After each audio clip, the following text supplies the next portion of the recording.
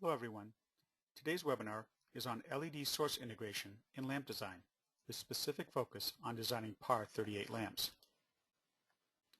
I will be your presenter today. I'm Mike Govin, Vice President of Sales for Lambda Research Corporation. Today's format will be a 35 to 40-minute presentation followed by a question and answer session. At any time, submit your questions using the question box in the GoToWebinar control panel.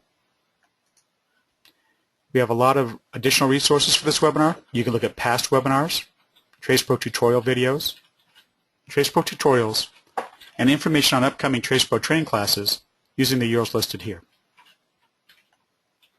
The current TracePro release is TracePro 7.5, which was released October 15th, 2014.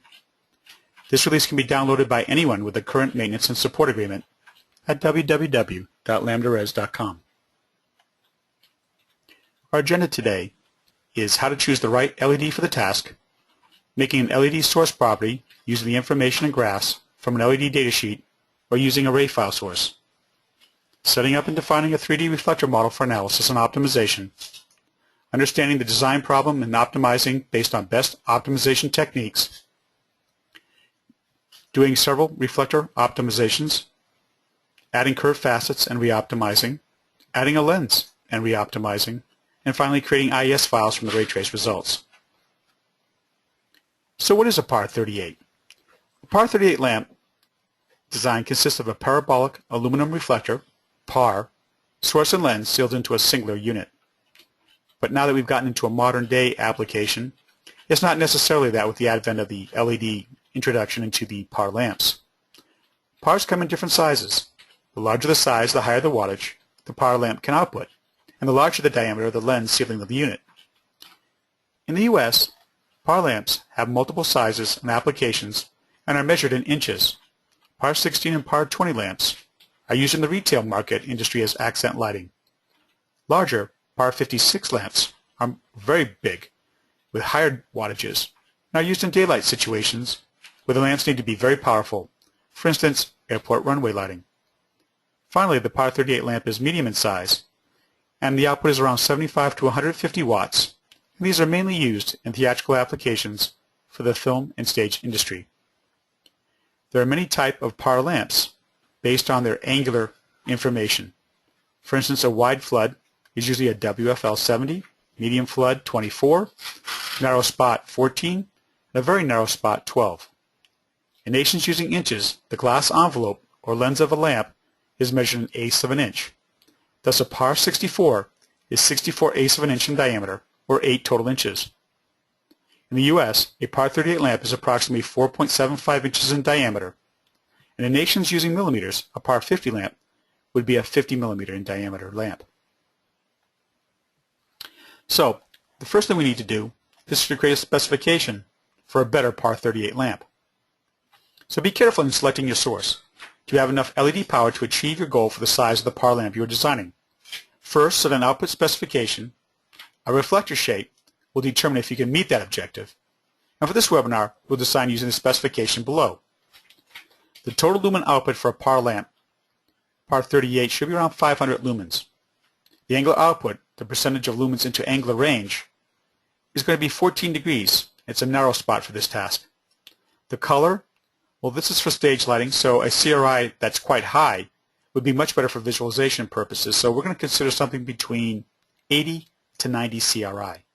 Uniformity, we expect to have good uniformity. Since this is stage lighting, these lamps are going to be at least 10 to 15 feet above the stage. And finally, looking at the luminous efficacy, lumens per watt, we're expecting that's going to be over 80. And that's usually pretty typical for an LED lamp anyways. So let's look at some LEDs. In a past webinar, Dave Jacobson showed you the Seoul Semiconductor Acrich2-13W 1210 lumen flux lamp.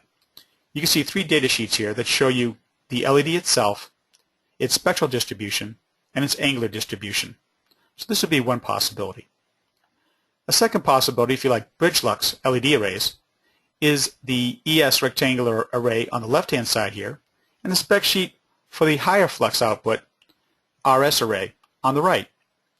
Well, we're going to be probably getting about an efficiency of 50% for this lamp, so I'm going to need at least 1100 lumens for this particular application, and I want a 90 CRI. So the ES is about 19.5 millimeters in diameter. The RS array is about 31 millimeters. So for our particular size, and size of this par 38 lamp, because it's going to be 4.75 inches on the output over here, we're probably going to go with a very narrower and a smaller ES array. And if I go and I look down the part numbers that I have available here, pretty much the BXRA 30G1200 meets my specification. 90 CRI, 1140 typical lumens when it's operating at about 85 degrees centigrade. And my total efficacy is about 89. So this is a pretty good setup, and this is probably one we're going to use. I'm going to show you a couple more options, but first, let's bring this particular array into TracePro. To do that, we use the surface source property generator. This allows us to specify the angular and spectral information and add this to our TracePro database. So first of all, most LEDs are Lambertian in their output, and we can see the beam shape profile editor over there in the top left-hand corner, and that allows us to put in the angular displacement. And then on the right, we've done a screen capture of the spectral information, and we're going to digitize this in and use that as our spectral information for this particular lamp. Well, what happens if we wanted to make an LED array of a whole bunch of smaller LEDs? Well, we could use a Cree XPE. This would be a great solution, but we need about 12 to 15 LEDs. This would add thermal aspects and more to this. But if I want to do that, I could digitize in this information and bring this in as my particular LED array in this case. So it looks like we need a pretty large LED to get the kind of output we're going to need for a par 38 lamp. So let's ask a few more questions here. Which LED solution should we pick?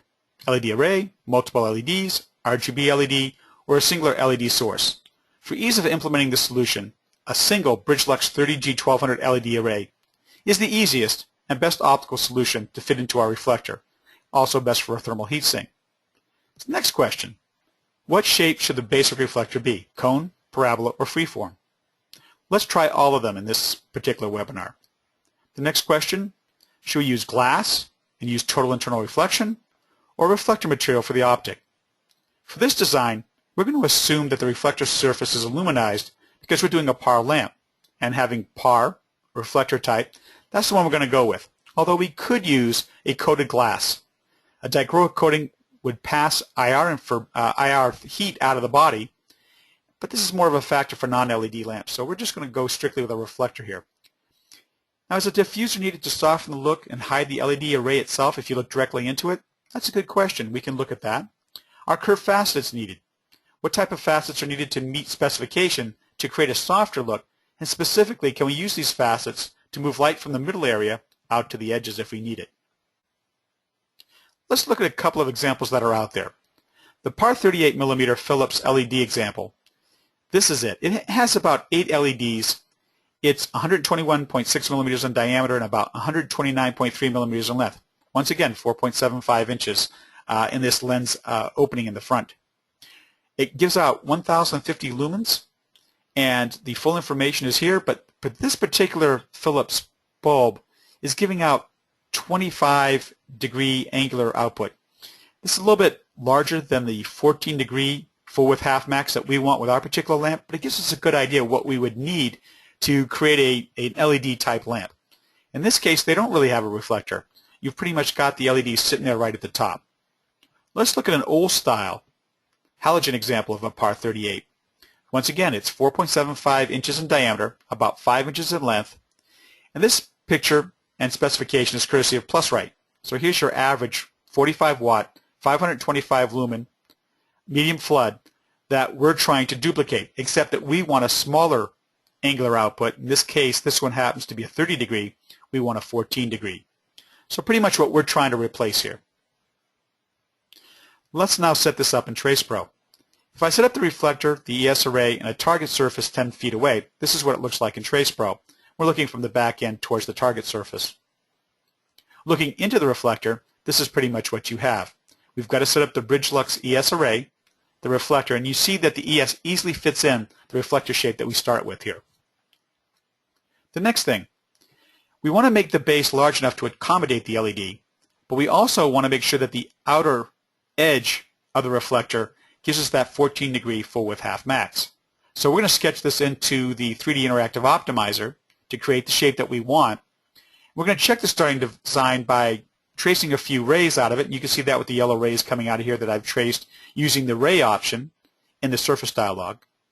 And we can see that we have a very good mix here and a fairly good angular output close to what I'm looking for. So the interactive ray tracing capability allows me to start with a pretty good starting design, so I start with a good local solution.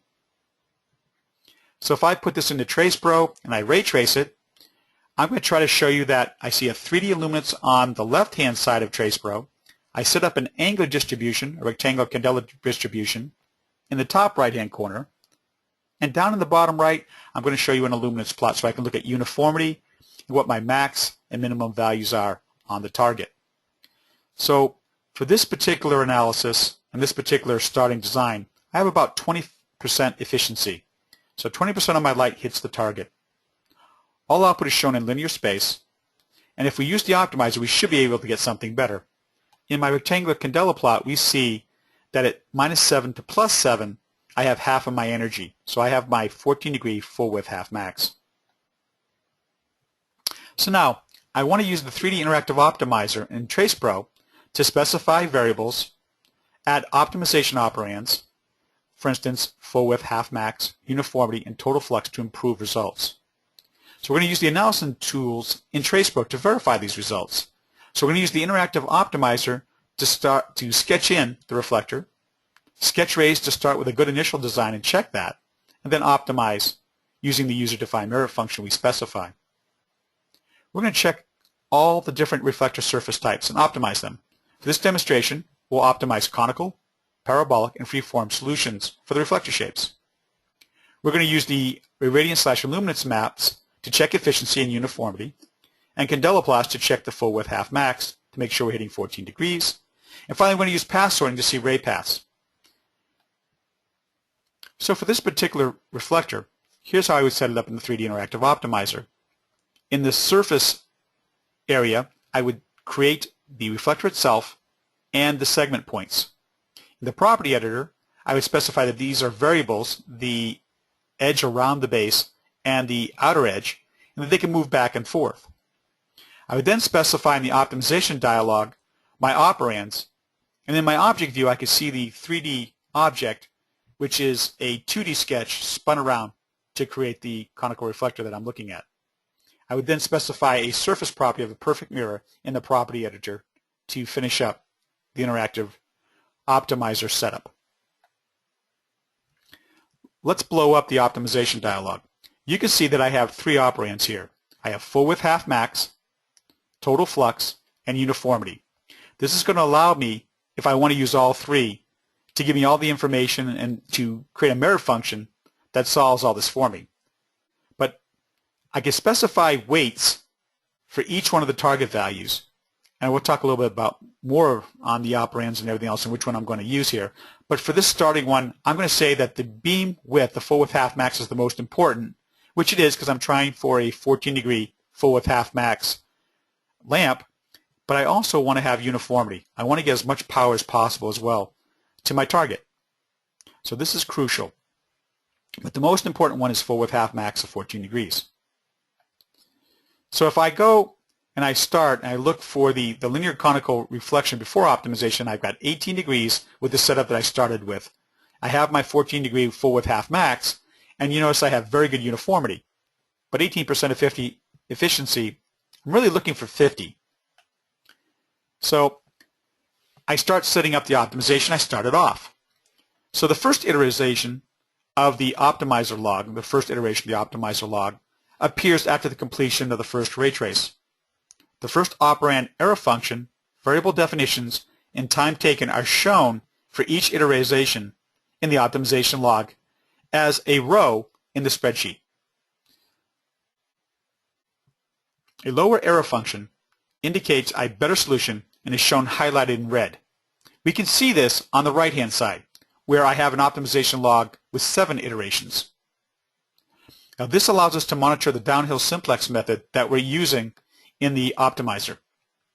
all of the graphical plots for each iteration can be seen in the plot. So for instance, if I'm looking at a couple of operands, each operand I can see the results for as it iterates. So for the first iteration, we're looking at a graph of the candela plot, which is the first one. And if I use the graph selector slider bar, I can slide it to the right and see the uniformity. So by looking at each iteration, I can then go back and forth and see what my output looks like. So for this case, sliding the selector arrow to the left shows the polar plot, and to the right the uniformity on the target surface. Well, there's another thing that pops up into the optimization log. I see that I can look at the graphs, but I can also look at the trend chart. The log shows the best iteration highlighted in red and plots the Downhill-Simplex error function showing the downhill operarization as a function of color in the trend chart. Generally, the error function should show downward as the iterations progress. So pretty much what's happening here is that as the Downhill-Simplex operation goes along, it's going to be doing different functions to try to find a local solution. These are shown in the legend on the left underneath the trend chart. So for instance, there are 4 different types of operations: reflector, expansion, correction, and shrinkage. And so these are shown as you go through. Now since this is Downhill-Simplex, we should see a downhill trending plot here. And this is error function versus iteration count. So if the Downhill-Simplex method is working correctly, what we should see is the program going back and forth, up and down, trying to find a local minima, sometimes getting a much larger error function, sometimes getting a lower one, but definitely trending downward as we get 20 to 30 iterations into the operation of the optimization. So now, once we optimize, we can come back and take a look. We'll see what's happened here is that I have 19% efficiency with a maximum luminance of 561 lux in the center, but in terms of the optimization here, I didn't give it enough degrees of freedom. I got a very poor answer really in terms of what was happening here because I was just using a linear conical reflector. It looks like this is not going to make it in terms of my solution. So I'm going to have to look at something else here. Well, a par is a parabola supposedly. So let's look at a parabolic reflector now. So I'm going to do the same thing I did with a linear conical reflector. I'm going to set up a parabola. I'm going to specify some variables, which is what I'm doing in the 3D interactive optimizer here. And then I'm going to look at the starting solution. So here I go. I have efficiency of 18.4% with that parabola. And here's my max luminance of about 643. And I've got a very unusually shaped rectangular candela plot there. But this is a good start. Well, what I'm going to do is I'm going to go through a few iterations, and that's what I'm doing here. I'm watching the optimization log. I'm making sure that things are getting better as I go along. And so what's wonderful about TracePro's Interactive Optimizer is I can keep a pulse on just what's going on while the program is optimizing. I can see the reflector shape. In case it goes to a non-manufacturable type solution, I can stop it. I can reset my variables or my merit function, and I can restart it again. And then I can also change my operands. And almost anything that I've set up, if I don't like what's going on, I can immediately stop it, and I can start being more productive by creating a better solution. So this is what's going on here. I can see I've got 22. It's coming to a solution. Well, after the optimization, it looked pretty good. I did get good results. I got an efficiency of 25% with a maximum luminance of 1,064 lux in the center with 500 lux at the sides. So I've got a fairly good solution here, but it's still nowhere close to my 50% efficiency I want. So I'm going to add more variables. Whenever there's not a good enough answer, I add more variables and see if that's going to help. Well, in this case, I've added 3 segment points. I've allowed them all to be variables to move back and forth in that little box you see in the surface list there, the surface dialog. And I'm going to try re-optimizing again. Well, now, after the optimization, it's about 23%, but I do have better uniformity, but once again, I'm still not near 50%.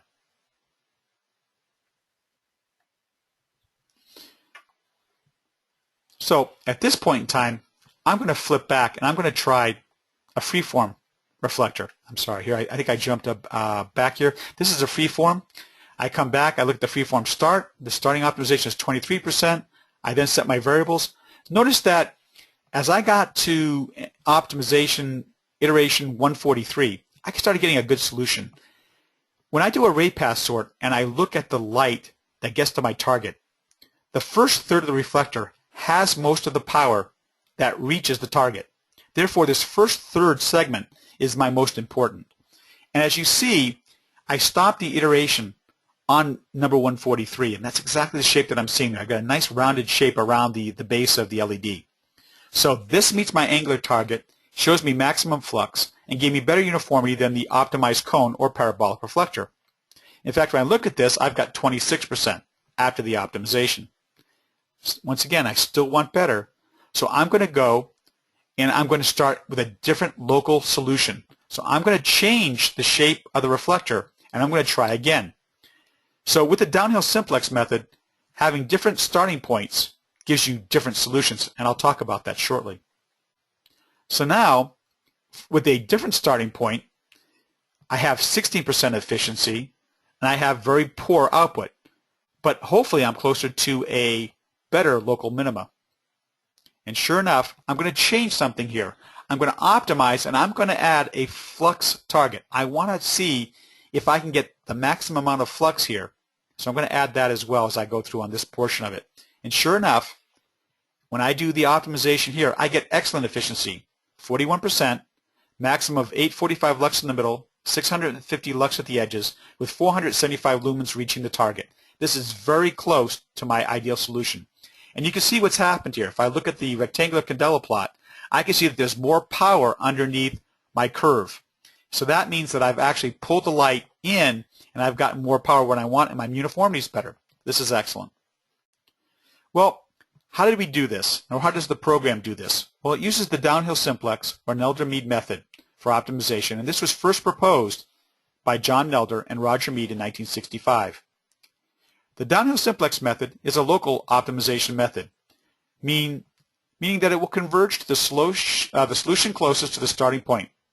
It's possible that a better solution is available, and changing the initial starting condition can also be used as a test to see if a better solution is available.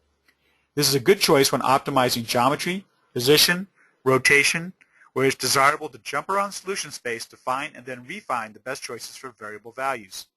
There's more information on the Downhill-Simplex method, and it can be found using Wikipedia and searching for the Nelder-Mead or Downhill-Simplex method. So let's look at what we're doing with the Downhill-Simplex method. Here's the theory behind it. The solution space for optimization problem is shown here. And you can see we have three solutions. The best one, of course, is on the bottom right. That solution space says I have three local minima. The deeper the trough, the better the solution. The solution space starts off where we set our first starting system. So in other words, when I created the conical reflector, when I created the parabola, when I created the freeform, these are all three different possible starting solutions. And of course, the one that's closest to the global minima is the one we want to find. So trying several different designs is going to really be beneficial for hopefully finding the best solution for you. If you only try one, you may get one of these poorer starting solutions instead of the good one that's over there on the far right. So how does this work? The Nelder-Mead method uses the concept of a simplex, which is a special polytope of n+1 vertices and n dimensions. Examples of simplices include a line segment on a line, a triangle on a plane, and a tetrahedron in three-dimensional space. A polytope is a geometric object with flat sides, which exists in any general number of dimensions. A polygon is a polytope in 2 dimensions, a polyhedron in 3 dimensions, and so on in higher dimensions, such as a polychoron in 4 dimensions. So let's look at a simple example for 2 variables. For 2 variables, the simplex is a triangle. The algorithm compares the error function at each vertex of the triangle, rejects the vertex where the error function is highest, and replaces it with a new vertex. This forms a new triangle, and the process is repeated, and that's one iteration for each time we repeat the process. The process generates a sequence of triangles where the error function at the vertices gets smaller and smaller, and the size of the triangles is reduced, and the local minima is found, finally. The method uses reflection, expansion, contraction, and shrinkage operations to generate the new vertices. So that's what you see in the legend on the trend chart in the optimizer log. So here's what they all look like in terms of these four operations. With reflection, we actually create a mirror of these vertices. In the expansion, we pull the triangle farther apart. In contraction, we make it smaller, as well as with the shrinkage operation. So in the optimization log showing the Downhill-Simplex operations, you can keep track of the iteration in the first column, the error function next to it, and all the variables and what they're set to, and of course the time for each iteration. In the trend chart at the bottom, it shows you each operation as a function of color, so you know when the reflection, expansion, contraction, and shrinkage are occurring. And the Downhill-Simplex method should look like a downhill trend where you finally get to a point where you're just looking very, very small amounts of solution space until you get to the one that you finally want. So the best practice for using the optimization operands can be shown in this particular design. As we can see from this analysis, trying different starting points using multiple operands and different reflector shapes create better designs. The full-width half-max operand was added recently to give users the benefit of optimizing users' very, very important specification, especially for this par 38 lamp. When you set the reflector shape, you should consider how the outer aperture clips the angular output and uses as the limiting factor of the reflector. Specifying the outer aperture size can be done as a variable, but simple math will lead you to a good starting point. Start with one operand and add more as needed. Using too many operands can cause conflicts by creating solutions that may not be optimum as they work against each other during the optimization. Adding more operands as you go allows the user insight on what an operand does for the optimization. For this optimization, adding the flux operand took the efficiency of the reflector from 26 to 42%. But be careful. Adding the wrong operand can create a dual angular peak solution, which creates a better uniformity overall, but creates dark and light patterns in the output solution on the target, which are discernible by the eye. Now, when we start off, how big of a solution space should we look at? The characteristic length is an estimate of the size of the solution space for an optimization process. It is used when defining the initial simplex. Each vertex of the initial simplex is a variable set that is a function of the characteristic length and a random number. The default setting is half the range of the variables. It is used only in setting the starting simplex of the optimization. So you can see here that you can use two different characteristic lengths, determined by the ratio of limits or determined by length. The defaults are 0.5 for the ratio of limits and 0.1 by determined by length. The stopping condition I'm going to talk about on the next slide. And after you have done the optimization, you can have it revert back to the starting point, the end point, and the best point, depending on the settings you set in the configuration for the Downhill-Simplex algorithm. So for instance, if we look at stopping conditions, these can be set in three different ways. Well, first of all, the goal is reached. Second of all, how many iterations do you want to take? I mean, if an iteration of 5,000 is good enough for you, that's the default. But usually I'm thinking possibly 100 to 150 is usually the default number you're going to be looking at here. And then finally, an iteration tolerance. If one iteration is no different than the next iteration by 0.0001, we stop the optimization. If we look at adding curved facets to the reflector design, we can see that this creates a softer look for the particular reflector. But in a lot of cases, it's not going to give us better efficiency. If we select the hexagonal type of reflector, curved reflector geometry, with 15 steps from the edge of the LED base all the way out to the output edge where the lens is, and we specify 15 rings, this is what it's going to look like. Now if we select the hexagonal type, we're going to get about an efficiency of about 30% here. So we get good output, but it's definitely not as good as the spline reflector. Adding more segments to the spline reflector creates more degrees of freedom during the optimization. And if we had done this with the freeform before, we probably would have got better efficiency, but I'm going to do it right here, right now, and I'm also going to keep the same operands to see if I get better answer. Well, what's going to happen here is I'm going to get segments on the area around the LED where I have the most critical amount of light coming out, and this is going to really broaden out my angular output and give me better uniformity. And we can see here that I'm getting about 39% efficiency, which is quite good. So adding more degrees of freedom and more variables around the reflector is always a good idea. If we change to spiral facets, it's not going to improve the design. And I did try several different spiral faceted designs, but it dropped to about 31% efficiency, and I didn't get the answers I really wanted here. Finally, let's add a lens to the mix so we get the sealed beam for the par. So what I'm going to do here is that we can look at adding a lens that's flat on the top, or I can have it flat on the bottom, or I can put the curvature on the bottom or curvature on the top. In this case, I put the curvature on the bottom, and I allowed the control point to move back and forth, which is shown by that orange box around the green dot in the surface list dialog. Then I kept everything else the same. I then re-optimized. So pretty much this is what it looks like. So I've made the reflector solid. I've made the lens clear so I can see into it. I can see the spiral facets on the outside. Adding a lens is going to create a loss of about 5% per surface, because this is the Fresnel loss that all lenses have. So you're going to think twice if you're going to need one. But there's a really good idea for having a lens on a par lamp. It seals the beam, and it does not allow it to have corrosion over time from the elements, for instance, and from salt in the air. So therefore, if you live on a coastline or something of that nature, you're going to want a sealed beam here. It's going to create a softer appearance, but it's going to drop the efficiency. So you're going to have to make your reflector design a lot better if you're going to put a lens on this and try to hit 50%. Currently, we're at 26% for this particular lens optimization. We could also add periodic function to bring in more light. For instance, we could put little triangular or Fresnel facets onto the lens to do that sort of thing. We could also look at adding a texture so that we're hiding the LED array as well. For instance, a Moltec 11005 or 11007 type texture, which is in your catalog in TracePro 7.5, would allow you to do that. Now, there's something new in TracePro 7.5. This allows you to bring up any Candela plot, right-click to get the Candela options. You'll see a new option in the list that's open in IES/LDT analysis. You no longer have to save one and then bring it into the IES/LDT to further analyze it. By just clicking on the Open in IES/LDT analysis, the menu item, boom, up will come up the IES/LDT analysis utility, and you'll be able to create custom plots or use the built-in ones, which I'm now showing on this next screen here.